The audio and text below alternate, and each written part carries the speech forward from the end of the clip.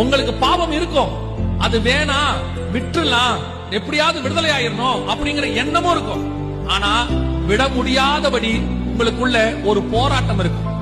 அந்த பாவத்தை செய்யறதுக்கு முன்னாடி வரைக்கும் நீ சொல்லிட்டே இருப்ப, செய்ய மாட்டேன், செய்யக்கூடாது, ஏன் நீ வசனத்தை கூட வாசிப்ப. ஆனா திடீர்னு அந்த பாவம் உன்னை, அந்த மாம்சம் உன்னை மேற்கொள்ள தொடங்கும், அந்த சிந்தனை மேற்கொள்ள தொடங்கும். ஆட்டோமேட்டிக்கா நீ அந்த பாவத்தில் விழுந்துருவ. விழுந்த பிறகு திருப்பி அதை செஞ்ச உடனே உனக்கு ஒரு குற்ற உணர்வு வரும்.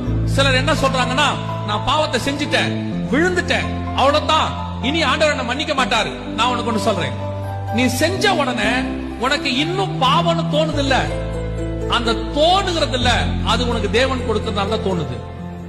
ஆண்டவர் இன்னும் உன்னை மீட்டெடுக்கணும்னு நினைக்கிறதுனால தான் அது உனக்கு தோணுது, இல்லாவிட்டால் தோணாது. ஏன்னா பாவத்தை குறித்து கண்டித்து உணர்த்துகிறவர் பரிசுத்த ஆவியானவர் தான், வேற யாரும் உணர்த்தவே முடியாது. நீ எப்ப உனக்கு அது பாவமா தோணாம செஞ்சா என்ன, எல்லாரும் தான் செய்யறாங்க, நானும் செய்வேன் அப்படி நீ நினைக்கிற பாரு, அப்பதான் நீ தேவனை விட்டு தூரம் போயிட்டேன்னு அர்த்தம். இப்போ உன் பலகீனத்தை கர்த்தர் அறிஞ்சிருக்கிறார். எத்தனையோ முறை வீழ்ச்சி, எத்தனையோ முறை விழுந்திருக்கிறேன், ஆனா திருப்பி தூக்கி எடுப்பாரு.